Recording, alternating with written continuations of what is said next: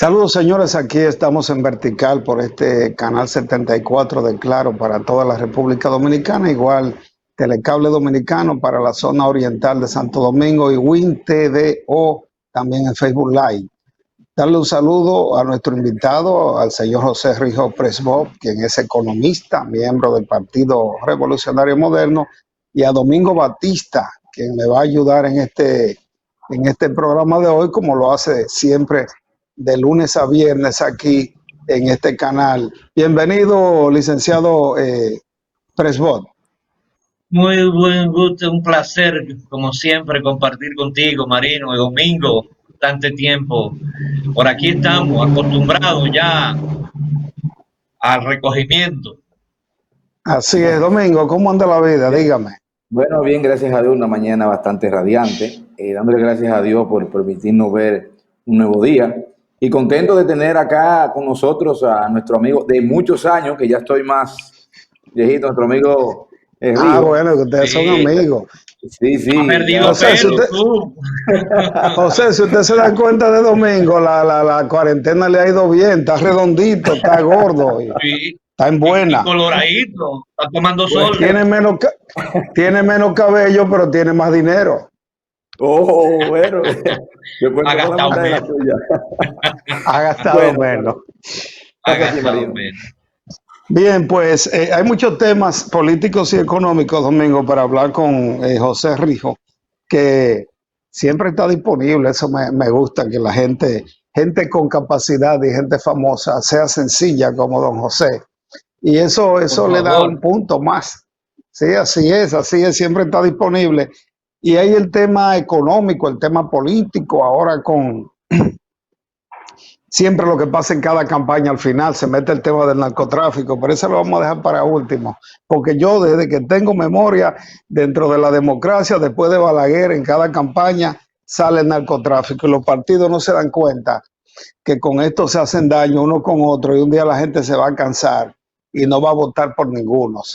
Pero bueno, vamos a la parte económica, que es la especialidad de don José Domingo, y que nos dé una apreciación general sobre cómo él ve la economía en medio de esta pandemia, la economía nacional y la economía global. Se puede hablar de crecimiento o no, pero en la práctica tenemos un problema serio de producción, de producción general, industrial y alimenticia, y producción de dólares. ¿Cómo se puede manejar esto hasta las elecciones? Porque después de las elecciones, quien gane la presidencia va a tener un problema serio, aunque no lo diga, porque ¿de dónde va a encontrar dinero para solventar lo que queda del año con un presupuesto prácticamente agotado? Don José, bienvenido.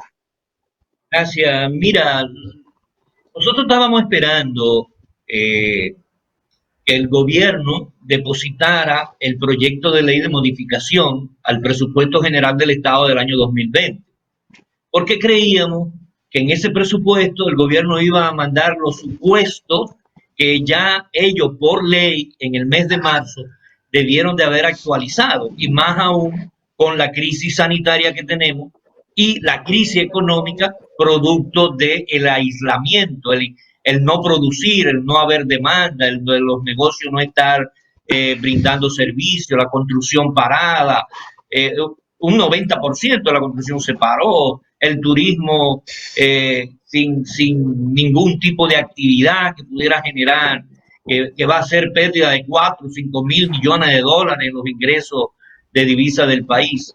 Sin embargo, el gobierno no hizo las estimaciones. Entonces, si el gobierno que tiene todas las herramientas no es capaz de decirnos en esta fecha, miren, yo he preparado un proyecto de modificación al presupuesto contemplando que el precio del barril de petróleo, en lugar de 60 pesos, de 60 dólares el barril, lo estamos calculando al 32, o la tasa de cambio que se había presupuestado para todo el año, para finalizar en diciembre a 55.30, ¿en cuánto va a terminar? ¿No? Es decir, el Banco Central tiene las herramientas para dar esas informaciones. Igualmente, el precio del oro, la inflación, en fin, ¿cuáles son los indicadores macroeconómicos que deberían ser el sustento de una modificación del presupuesto. Entonces, indudablemente que el mundo está parado. Ahora, por ejemplo, en los Estados Unidos se está esperando que el crecimiento, las cosas se agilicen más rápido de lo que ellos esperaban. Pero hay una situación. República Dominicana depende fundamentalmente de las remesas, disminuidas enormemente, pues, aunque el dominicano sigue siendo muy solidario, y al que le mandaba 150 ahora le manda 100, pero no deja de enviar. Pero ahí vamos a tener una merma de más de 1.500 millones de dólares este año con relación al año pasado. El turismo, que es la otra fuente, se espera que a partir de julio comiencen algunos hoteles a abrirse, pero eso va a tardar 6, 7, 8 meses en la recuperación del turismo, siempre y cuando en los emisores de turistas, que están cerradas también, las principales plazas de República Dominicana, tengan interés de venir a República Dominicana, cuando desde el gobierno no hay una política clara del manejo de la imagen país en función del problema electoral. Entonces, aquí se está ligando el problema sanitario con el problema económico y el problema electoral. Con todas estas medidas del gobierno, creando cierto pánico, ¿no? En la población para tratar de que haya una mayor abstención electoral, crea una mala imagen para el turista que quiera venir a la República Dominicana. Entonces, tiene que haber otro manejo. Entonces, la situación es muy difícil, pero yo creo que hay salidas. Hay salidas porque hay muchos recursos que se pueden buscar, y para enfrentar lo que viene hay que hacer necesariamente no una reforma al presupuesto como hizo el Ejecutivo ahora, sino una más profunda que disminuya los gastos superfluos y que permita tener un ahorro para dinamizar en pequeñas obras con los pueblos a través de los ayuntamientos. Es decir, los gobiernos locales tienen que comenzar a tener una participación en el desarrollo, y por eso los ayuntamientos siempre han estado pidiendo más recursos.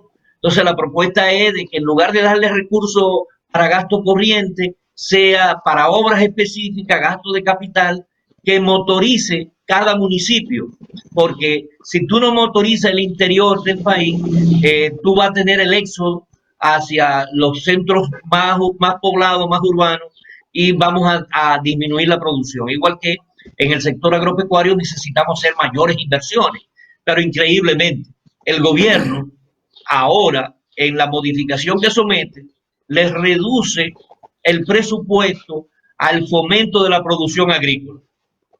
Entonces, dice, ¿cómo es posible que le van a reducir casi 400 millones de pesos al fomento de la producción agrícola cuando es que más se necesita?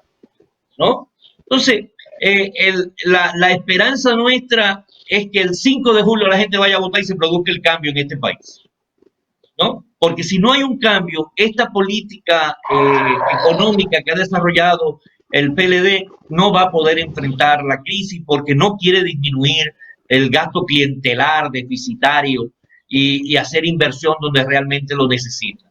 Por ejemplo, la mayor inversión que tenemos que hacer ahora, ¿en qué sectores fundamentalmente? En salud. Si no hay salud, no hay producción, no hay calidad de vida de la gente. ¿Cuánto incrementa el presupuesto en su modificación el presidente?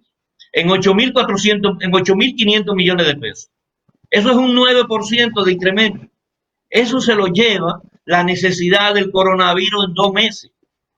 Por lo tanto, el incremento tenía que ser 25, 30 mil millones de pesos para poner en condición todos los hospitales del interior para que puedan recibir las consecuencias y efectos que va a venir del coronavirus.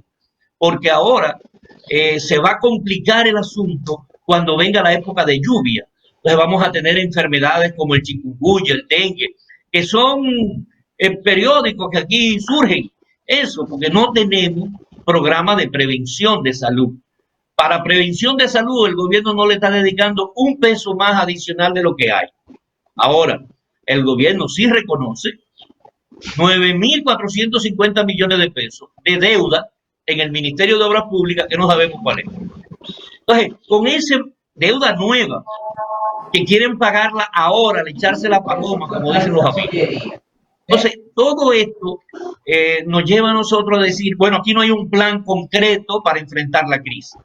Por lo tanto, tiene que venir un nuevo gobierno que tenga un plan, ¿no? La crisis va a seguir, el aislamiento internacional va a seguir, el decrecimiento de las principales economías se va a dar y nosotros vamos a decrecer este año, ¿no? Es probable que decrezamos un 1%, pero al decrecer un 1% en el Producto Interno Bruto, la deuda nuestra con relación al PIB se dispara por encima del 60%. Y ya ese es un indicador que convierte a la República Dominicana de mayores riesgos porque va a tener que dedicar más dinero para pagar los intereses. Al mes de mayo, para que tengamos una idea, de cada 100 pesos de impuestos que se pagó, 58 pesos representó el pago de los intereses y el capital de la deuda al 31 de mayo. Es decir, que si de los impuestos nada más te quedan 42 pesos, ¿qué tú puedes hacer? Tienes que buscar mucho dinero prestado para poder cubrir. Y todo eso tiene que ser reformulado con una política que promueva más la industria y la exportación, los productos agrícolas fundamentalmente, que debemos de consumir también, ¿no? Es decir, que las expectativas no son buenas, es decir, para la economía mundial no son buenas, ni para la dominicana tampoco. Necesitamos, aquí va a haber 1 millón de personas que van a estar buscando empleo, ¿no? Porque la cantidad de pequeñas y medianas empresas, tanto formales como informales, tú no aguantas.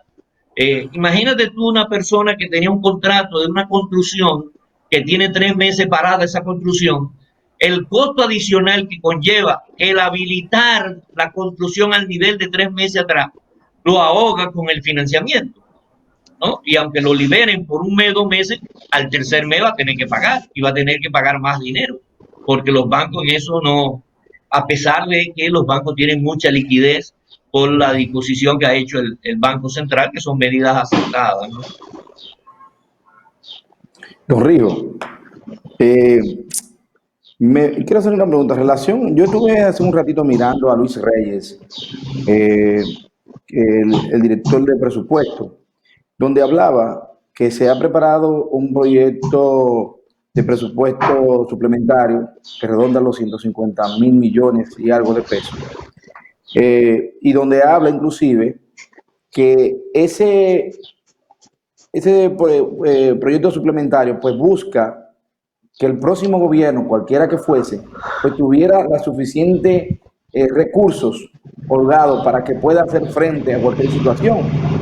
Y citaba el caso de que ellos como gobierno, hasta en esta etapa, hasta concluir su mandato el 16 de agosto, pues tienen ya prácticamente resuelto ese problema, o sea, tienen con qué desenvolverse, sin comprometer lo que sería, sin dejarle problemas al nuevo gobierno. Y una de las razones que él decía es lo siguiente, y es que la Junta Central Electoral abortó o tuvo un aborto de un proceso electoral que conllevó mucho más gasto y donde ha incluido en este nuevo presupuesto suplementario 1.000 millones de pesos que son para los partidos políticos. Igualmente hablaba que en ese presupuesto suplementario pues está contemplada las partidas para dinamizar el turismo y las microempresas. Igualmente habló de que esa corresponsabilidad como gobierno pues dejaba subsanada hasta la partida del 16 de agosto los problemas, ya con la reserva del Banco Central, dejaba subsanada los problemas que podrían haber en el actual, pero que le dejaba un aliciente colchón al nuevo gobierno que entrase, de manera que no tuviera una precariedad para el manejo que tenga que presentarse. ¿Cómo usted estima estas aseveraciones que hace el director de presupuesto, ya que es un presupuesto bastante amplio, un presupuesto suplementario? ¿Y cómo ustedes estiman, cómo abordan este tema y si será aprobado o si ustedes plantean hacer algún tipo de modificación en las cámaras? Mira, lo primero es que, como decía, ese presupuesto no tiene supuestos macroeconómicos. Ha sido en el aire. No hay información de los ingresos. Es decir, el gobierno no ha sido capaz de mandar una relación de cuál ha sido la ejecución de los ingresos al 31 de mayo, por ejemplo. Porque así tú dices, bueno, la estimación que está haciendo el gobierno de reducir de una caída de 107.000 millones de pesos de los ingresos es correcto. Nosotros creemos que la disminución va a ser mayor. Y si va a ser mayor, el déficit va a ser mayor. Pero el gobierno dice que son 107.000 millones. Ahora, para que no sean 107.000 millones, el gobierno dice, bueno, yo he conseguido 29.000 millones de pesos con ciertas instituciones. Por ejemplo, la superintendencia de bancos, yo he recibido 4.000 millones de pesos. Pero ¿qué pasa con la superintendencia de bancos? Que de acuerdo a su ley, el presupuesto de la superintendencia de bancos es solamente a efectos de sus fines. Es decir, que el presupuesto de la superintendencia, aprobado por la Junta Monetaria, no puede ser tocado para otros fines. Entonces, ¿cómo el gobierno puede justificar la transferencia de 4.000 millones de pesos de la superintendencia si no toca la ley orgánica de monetaria y financiera? Entonces, es una manipulación violatoria a la ley. Igualmente pasa con recursos de la seguridad social, de la tesorería de la seguridad social, cerca de 3.000 millones de pesos, donde parte de eso es para el gasto que hay que hacer en las instancias infantiles. Entonces, no hay una precisión de ingresos, primero. Lo segundo, el gobierno prefiere aumentar los gastos sin necesidad de hacer una mejor redistribución de gastos. Por ejemplo, gastos como publicidad y propaganda, combustible, compra de vehículos, de llantas, de neumáticos, de viaje. Por ejemplo, en viáticos fuera del país, solo en el mes de mayo, el gobierno se gastó 4.127.000 pesos. ¿Cómo es posible que haya viático en el mes de mayo si nadie viajó? Entonces, hay una cantidad de gastos superfluos que no tienen prioridad hoy en día. Hay obras que no van a ser ejecutadas.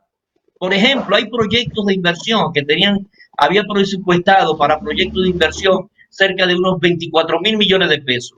Y nada más se ha podido recibir 1.700 millones de pesos. Es decir, prácticamente nada. Y lo segundo, si comenzamos a ver sectores, al Ministerio de Industria y Comercio le reducen más de 600 millones de pesos. Cuando esos 600 millones de pesos deberían ser redireccionados internamente a las MIPYMES. No, se le quita a la agricultura, se le quitan más de 300 millones de pesos, más de 400 millones en fomento para la promoción, para la producción agrícola. Cuando uno ve partida por partida, no es verdad que se está haciendo una transferencia de recursos adecuado, conforme a prioridades. A salud pública, decía, son 8.400, 8.500 millones de pesos, pero para deuda de obras públicas son 9.400. Entonces, cuando tú vas analizando programa por programa, no es verdad lo que dice mi amigo Luis Rey, ¿no? Y eso podríamos ir viendo programa por programa para que se vea qué se quita y a dónde va. ¿Dónde ha ido la mayor partida del incremento del gasto? A la asistencia social integral, que está en la Presidencia de la República, que maneja los comedores económicos y el plan social de la Presidencia, y a el programa, a protección social del programa Solidaridad, fundamentalmente a través de la tarjeta de solidaridad en el programa Comer es Primero.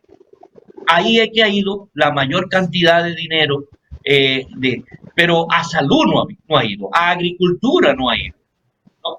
Y por otro lado, el gobierno, al incrementar los gastos y tener una disminución de ingresos, presenta un incremento del déficit en 123.000 millones de pesos. Es decir, está llevando el déficit a unos 234.000 millones de pesos. Eso es casi el 5% del Producto Interno Bruto.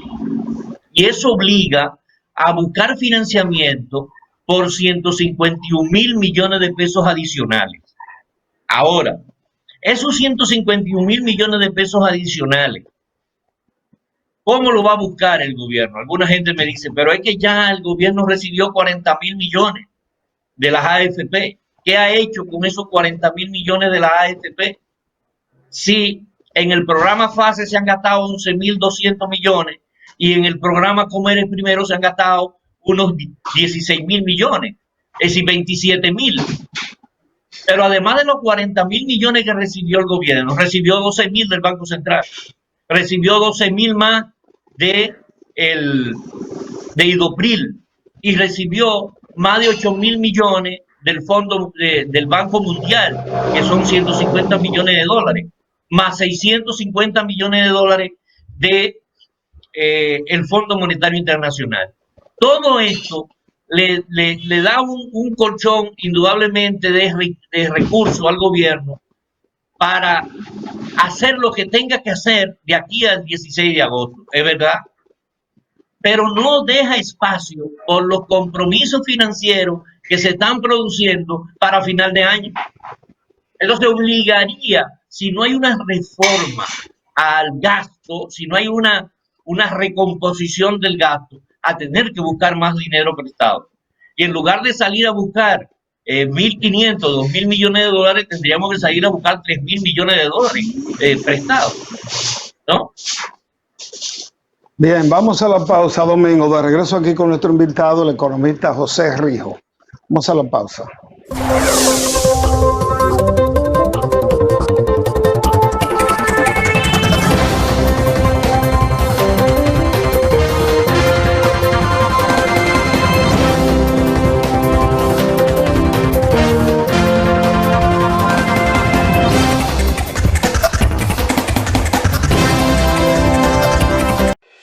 Hasta el momento, la única cura que existe contra el coronavirus eres tú.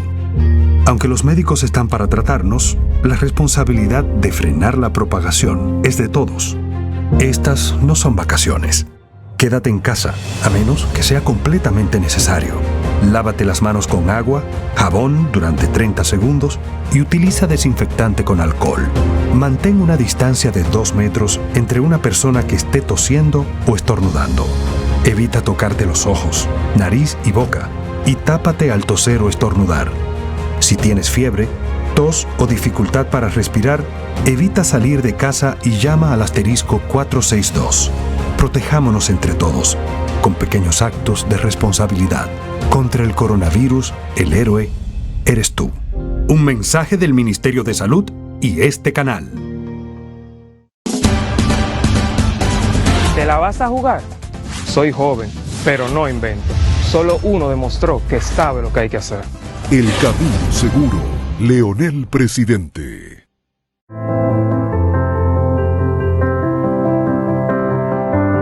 Nosotros también deberíamos estar en casa.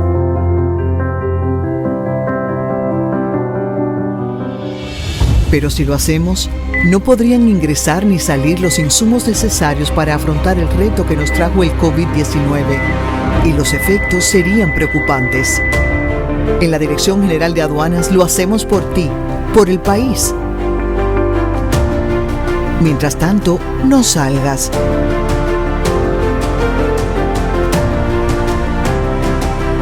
Y ten por seguro que lo superaremos.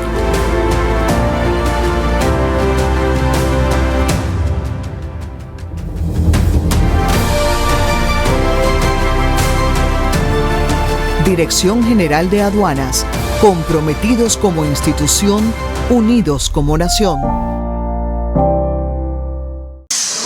La empresa de generación hidroeléctrica dominicana EGI, en temporada ciclónica, recomienda Dar seguimientos a los boletines del Centro de Operaciones de Emergencias y la Defensa Civil por una vía segura y directa, pero igual por estar informado ante cualquier eventualidad. EGI, líder en energía limpia.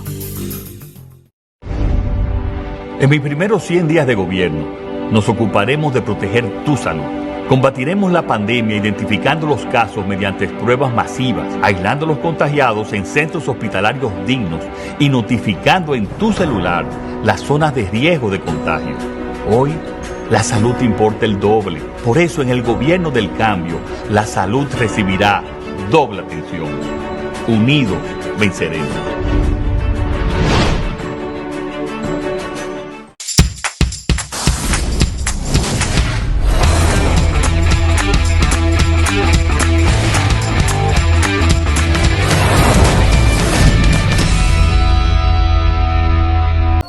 Hola, soy Karen Serrata, tu próxima diputada por Los Alcarrizos y Pedro Brán, madre, abogada y comunitaria, oriunda de Los Alcarrizos, de padres trabajadores y emprendedores. Mi madre, ama de casa y heladera. Mi padre, mecánico automotriz. De ellos aprendí el valor del trabajo y la disciplina. Me gradué de bachiller en el Colegio San Antonio de Padua e ingresé a la Policía Nacional en 1995. Con mi trabajo, colaboré con mis padres para pagar mis estudios universitarios, graduándome de licenciada en Derecho en la Universidad Tecnológica de Santiago, UTESA, en 1999, realizando diplomados en Derecho Constitucional, Laboral, Género y Política. Soy abogada en ejercicio y amo mi profesión, pero mi pasión es el trabajo social. Soy presidenta de una fundación sin fines de lucro desde hace 5 años, trabajo que me ha permitido conocer de cerca las necesidades de las comunidades. Como diputada, tengo el compromiso de legislar a favor de los jóvenes, las mujeres y los más vulnerables. Te invito a conocer nuestras propuestas en nuestras redes sociales. Juntos somos el verdadero cambio. Con el objetivo de detener la expansión del coronavirus, la Oficina Nacional de Estadística exhorta a la ciudadanía a aplicar las medidas recomendadas por nuestras autoridades. Entre ellas, aplicar el distanciamiento social, lavarse frecuentemente las manos con agua y jabón, cubrirse con el codo, la boca y la nariz al toser o estornudar, evitar tocarse los ojos, la nariz, la boca y la cara, limpiar y desinfectar diariamente su casa, incluyendo los manubrios de las puertas y ventanas, respetar el toque de queda y atender solamente las recomendaciones de las instituciones autorizadas del Estado sin llevarse de rumores ni falsas informaciones. Combatir el coronavirus es un compromiso de todos. Quédate en casa. Oficina Nacional de Estadística.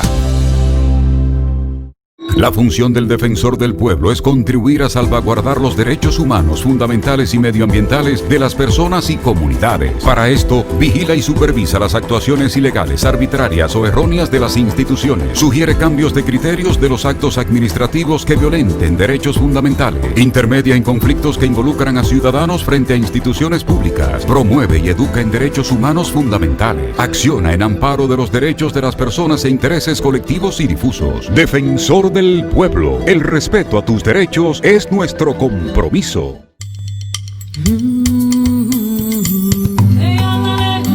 La patria nos llama y eres parte importante de las elecciones 2020 de la República Dominicana. Orgullosos de ser dominicanos, siempre tenemos en alto nuestra identidad y amor por nuestra nacionalidad. Celebremos todos este evento, que es la fiesta por la democracia, reflejando transparencia, respeto, lealtad, deber y derecho al voto. Elecciones 2020. La patria nos llama. Junta Central Electoral.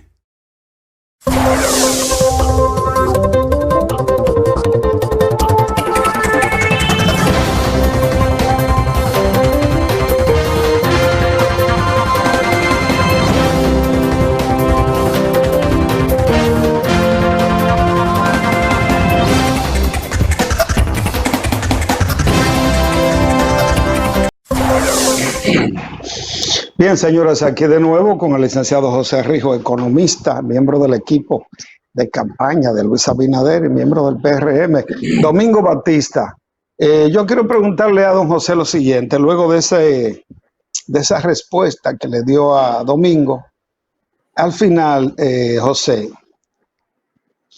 los partidos políticos, incluyendo el PRM, a pesar de todas esas observaciones que usted le hizo al presupuesto complementario y las críticas también, al final terminan aprobándolo. Es una cosa increíble. En el Congreso no existe oposición real. No lo digo por ahora, lo digo desde que yo tenga memoria. No existe oposición al Poder Ejecutivo de turno en el Congreso. El Poder Ejecutivo logra que le aprueben todo.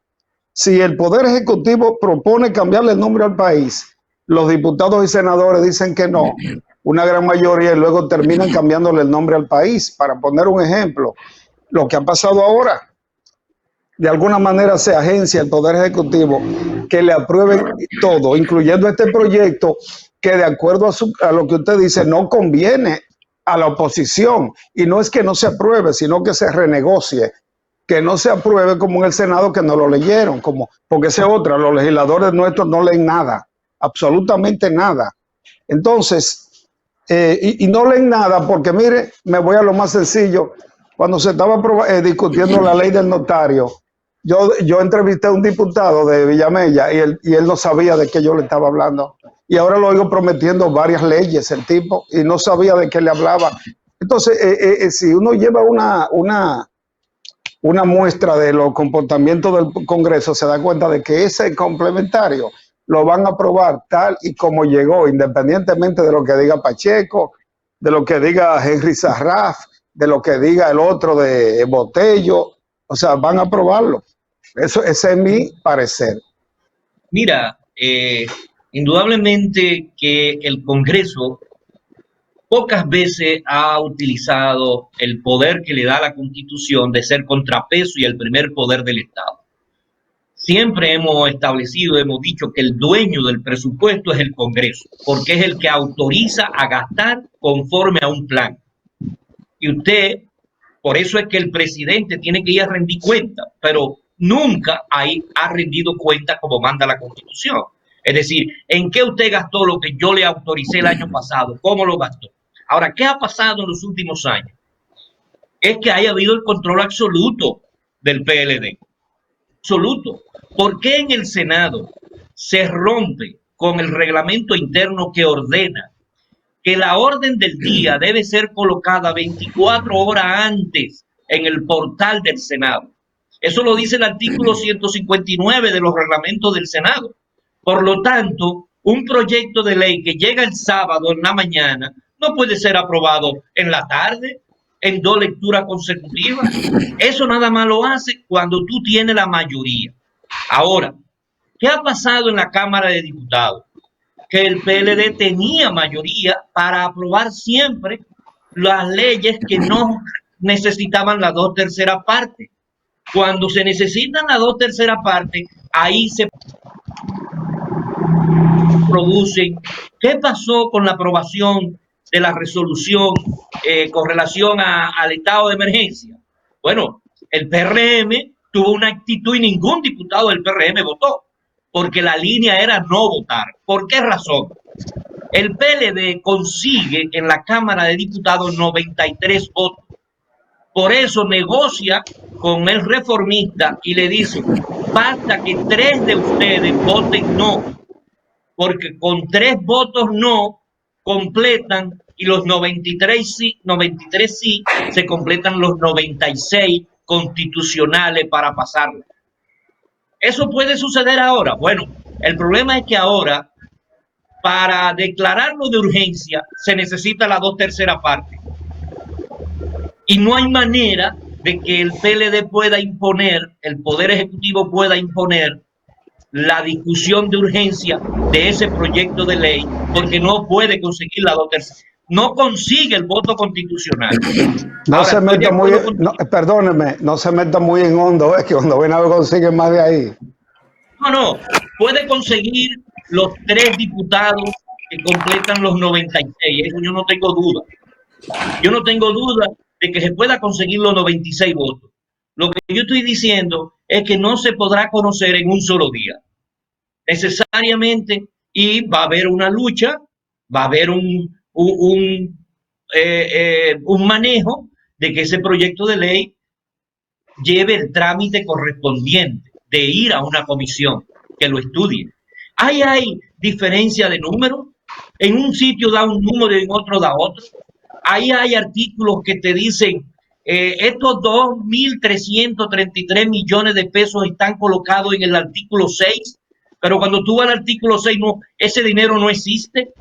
Es decir, que hay una serie de inconsistencias en el presupuesto que tiene que ser revisado y tiene que ser modificado, o lo que se ha estilado siempre, porque para modificar el presupuesto sí se necesitan las 2/3 partes de los presentes.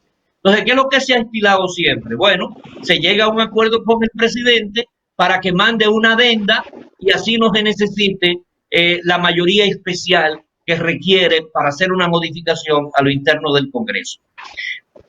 Pero eso pasa en todo. Ahora, yo te tengo que decir a ti que ha habido y hay legisladores.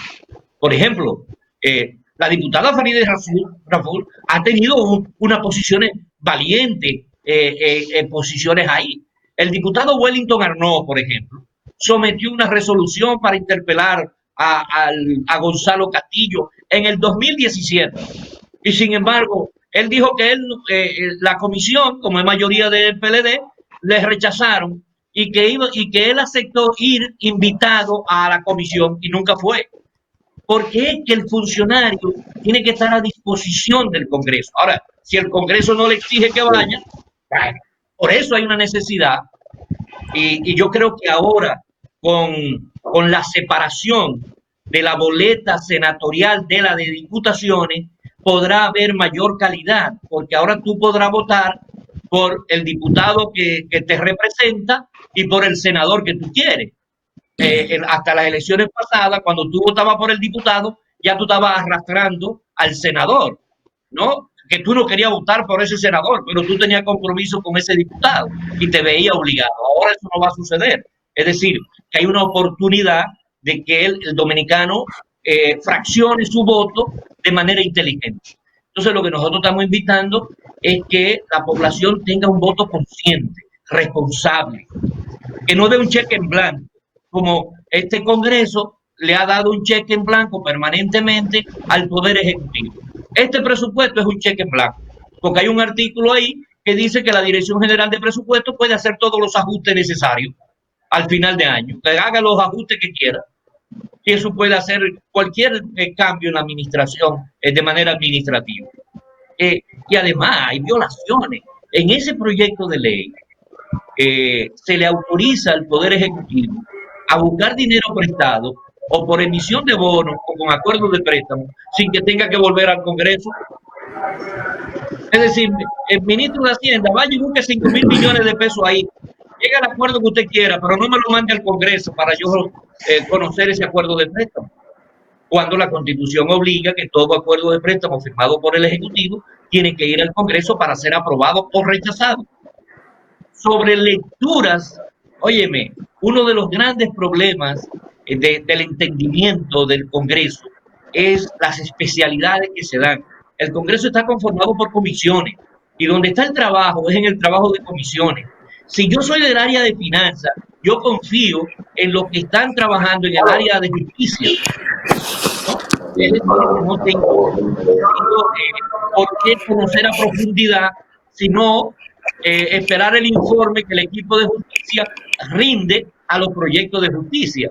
Igualmente, los que están en salud no tienen por qué saber de ingeniería, ¿no? Y cada quien se especializa y trata de conocer los proyectos que afectan a sus intereses y a su especialidad, a su conocimiento. Y claro, como la representación es popular, no es una representación de élite, no le podemos poner condiciones a un legislador de más allá de lo que establece la Constitución de la República. Pero indudablemente, mira, en el año 98, en el año 96, cuando se sometió el proyecto de presupuesto para el 97 de Leonel Fernández, el Senado de la República le dijo: un momento, usted está pidiendo un incremento de impuestos para cubrir los gastos del 97. Usted tiene suficiente ingreso para poder cumplir con ese presupuesto. Usted no necesita más impuestos. Y no se le aprobó el presupuesto. Y el gobierno de Leonel Fernández en el 97 tuvo que utilizar el mismo presupuesto del año 96, ¿no? Y se han dado muchos casos en legislaciones. Te lo digo por las experiencias que nosotros tuvimos como legislador que fui. Domingo.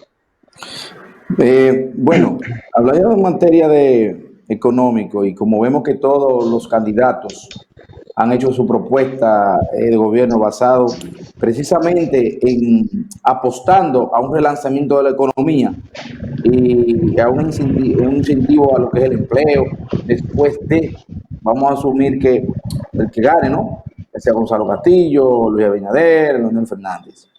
Hemos visto mucha similitud en los planteamientos de lo que hay en materia de propuestas hacia el pueblo, en lo que es la Fuerza del Pueblo, el PLD con Gonzalo Castillo, en lo que sería el relanzamiento a través del presupuesto general de la nación de todas las actividades económicas, igualmente el incremento de lo que son las obras de infraestructura para dinamizar la economía y aumentar el empleo.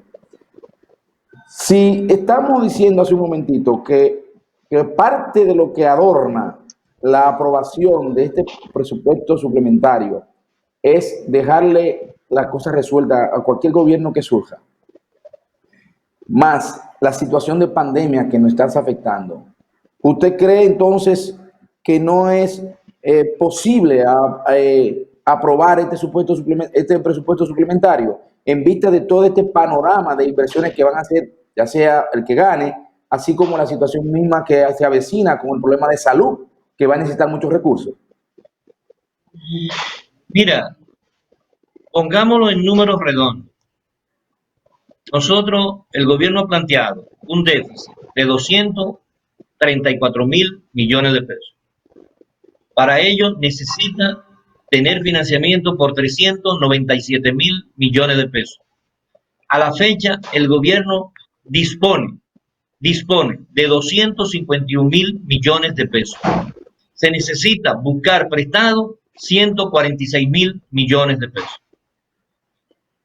¿Cuál es la certeza de poder conseguir esos 146.000 millones de pesos en el mercado internacional o en emisiones internas? ¿No? ¿Cuál es el costo que vamos a tener? Entonces, lo que nosotros estamos diciendo es que el gobierno debió de haber reducido, no haber aumentado los gastos, sino haber redistribuido mejor los gastos para poder tener mayor disponibilidad de dinero. Esa redistribución de los gastos no lo hizo. Es decir, lo que redistribuyó mal y poco. Nada más redistribuyó 25.000 millones cuando debió de haber redistribuido 75.000 millones de pesos. ¿Hay de dónde sacar ese dinero? Sí lo hay. Entonces, no es verdad que es un proyecto pensado para que el otro resuelva el problema. No, es un proyecto de ley para resolverse el problema y tener disponibilidad ahora mismo el gobierno de poder comprar, de poder pagar a suplidores y contratistas de obra pública casi 10.000 millones de pesos que no estaban en el presupuesto. Y todos sabemos lo que significa la utilización de 10.000 millones de pesos 15 días antes de las elecciones de contratistas que andan buscando que le pague su dinero.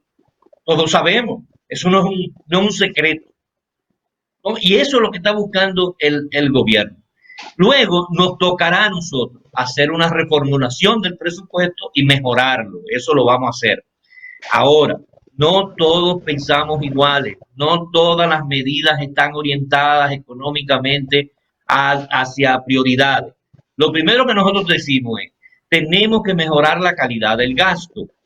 ¿Qué es mejorar la calidad del gasto? Bueno, en lugar de gastar 6.000 millones de pesos en publicidad y propaganda, vamos a gastar 4.000, pero vamos a utilizar 2.000 más para la prevención, para los programas de prevención en salud.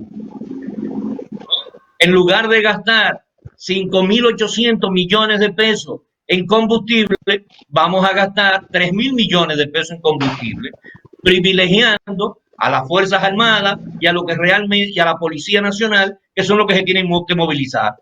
Ahora, ¿cómo es posible que alguien que no le brinda ningún servicio al Estado tenga cupones de gasolina, ¿no?, a costa del Estado? Entonces, ese dinero podemos mejorar para comprar insumos, para comprar tubitos de ensayo, de laboratorio, en fin, para habituar a la salud, que es lo importante. Por otro lado, la política de empleo tiene que ver con una reformulación profunda de la institucionalidad del Estado. El Estado no puede continuar con una multiplicidad de organismos que hacen lo mismo y no producen ningún resultado en la calidad de vida de la gente. Entonces tú tienes, por ejemplo, todo presupuesto tiene que hacerse a partir de una misión de la institución. ¿Cuál es la misión de obras públicas? Hacer obras públicas. ¿Cuál es la misión de la OISOE? Hacer obras públicas. Entonces, gastamos 1.000 millones de pesos en gastos administrativos en la OISOE para que maneje 6.800 millones de pesos en contrata de obras. Esos 6.800 lo puede manejar perfectamente el Ministerio de Obras Públicas y tú estás teniendo una economía de cerca de 1.000 millones de pesos. Es decir, es transformar, reestructurar. Aquí hay instituciones que tienen vocaciones altamente municipalistas, ¿no? Que cuando tú lo analizas, tú dices, bueno, ¿cuál es el impacto? ¿Cuál es el impacto de Comunidad Digna? De la Dirección General de Desarrollo de la Comunidad. ¿Cuáles son los impactos que hay? Entonces, tú no vas a asignar recursos si esos recursos no se van a utilizar para obtener resultados. ¿Y cuáles son los resultados que nosotros queremos? El impacto en calidad de vida de la gente. Entonces, primero tenemos que sanear el gasto público para luego ir a una gran revisión de todo el sistema tributario, que tenemos que hacerlo. Hay que buscar la manera de simplificar para que el ciudadano se sienta seguro de que si paga impuestos, se le va a devolver. Se le va a devolver en servicio de seguridad, se le va a devolver en servicio de educación de calidad, en servicio de salud pública, se le va a devolver en creación de condiciones de oportunidades de conseguir empleo, se le va a devolver en brindar condiciones adecuadas para que las industrias y el sector privado genere empleo de calidad, no empleos que no tienen un alto componente de valor agregado. Entonces, tenemos que cambiar la mentalidad, tenemos que cambiar, por ejemplo, ¿qué es lo que más se ha desarrollado en el turismo? Pero, ¿cuál es el salario de los que trabajan en turismo? 14, 15.000, 16.000. No hay valor agregado. Nosotros tenemos que buscar más la inversión donde hay creatividad, donde lo que hoy en día se habla de la economía naranja, donde todo lo que tiene que ver con el uso de la tecnología produce más riqueza. Esto que nosotros estamos haciendo es utilizando la tecnología y esto le produce riqueza al que la utiliza como tal, porque el programa debe producirle riqueza a ustedes, es decir, al menos ingresos, ¿no? Por el uso de la tecnología. Entonces, hay que facilitar el uso de la tecnología, ampliar banda ancha, más Wi-Fi público, más oportunidades de acceso a equipos tecnológicos. Es decir, hay que abrir. Lo de tecnología no es una palabra, es un hecho, es una incorporación del ciudadano a tener conciencia de cómo usa la tecnología. Ahora, cuando esta tecnología que está en un celular, a ti te cuesta pagar el 30% de impuestos, es decir, si tú tienes que poner 100 pesos en una tarjeta de un celular, 30 pesos son de impuestos. Tú nada más usas 70 pesos. Entonces, tenemos que revisar todo eso. No es posible que sigamos pagando impuestos tan elevados, tasas elevadas, que penalizan al productor, que penalizan la oportunidad de creación de empleo. Es decir, es todo un modelo, una visión centrado en el desarrollo humano y fundamentalmente localizada en cada comunidad, porque aquí el desarrollo local nuestro es una línea transversal, porque la gente se desarrolla donde reside, donde vive. Entonces tenemos que construir las condiciones donde la gente vive e invertir donde se generen empleo de calidad. Don José, el tiempo es corto. Me gustaría lo siguiente. En la Cámara Baja se ha discutido y en la alta el tema del 30% de la AFP.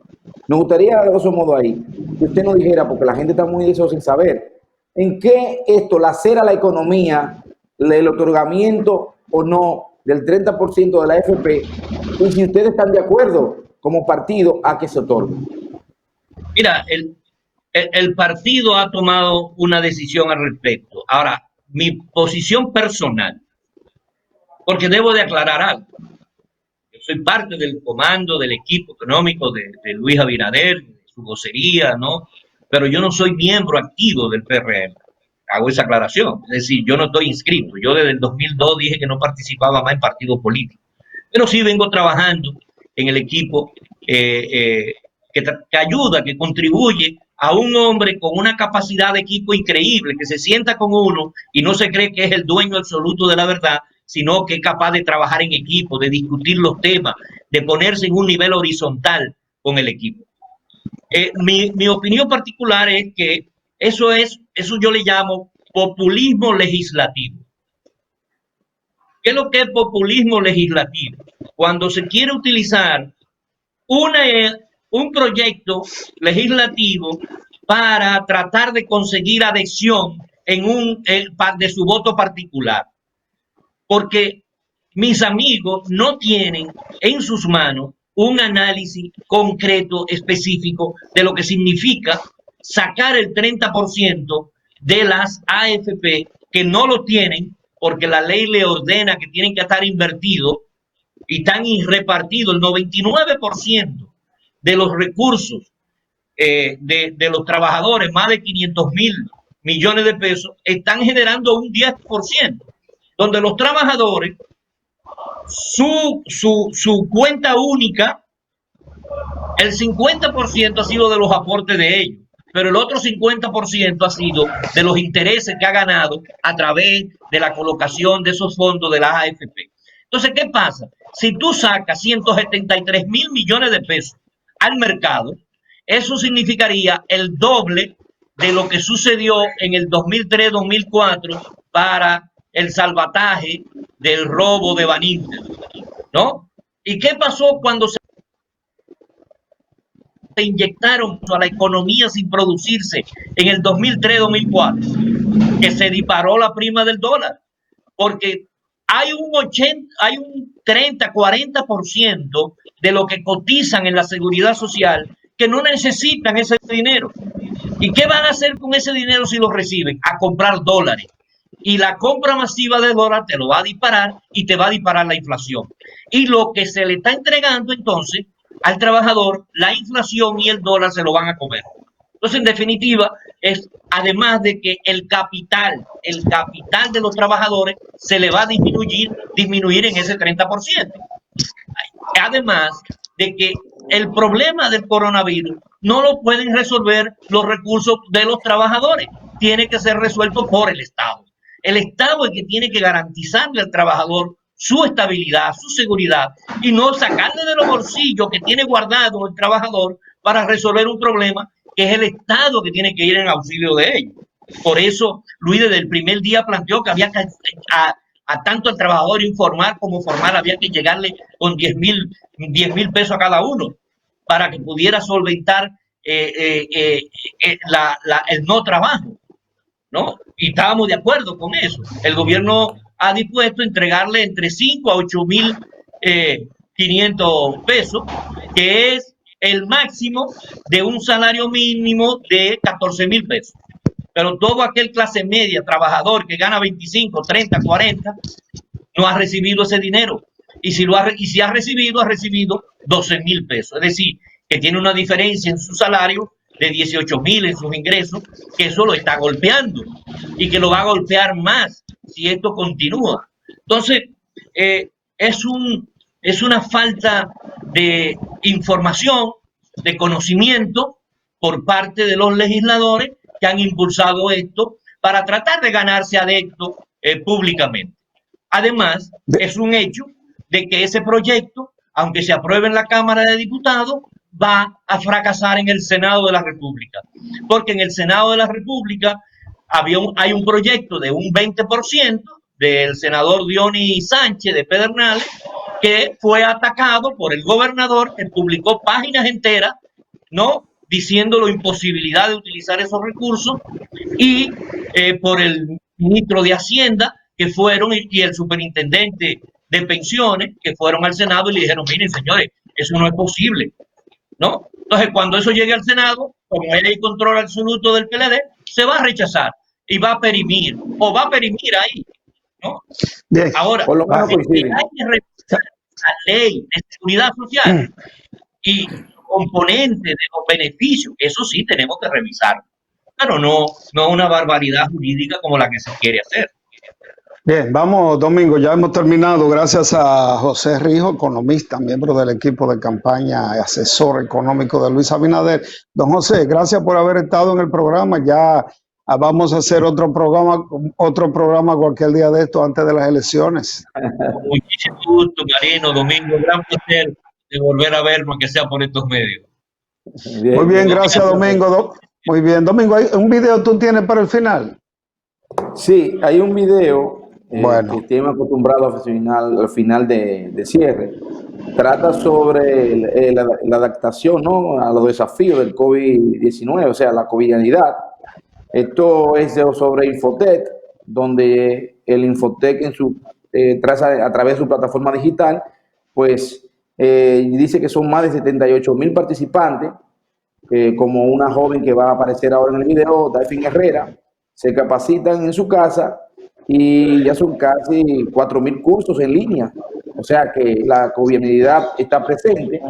Y a los amigos televidentes que disfruten de este video, don Marino, don Rijo, y que nos vemos en una nueva entrega de su programa Vertical. Hasta la próxima.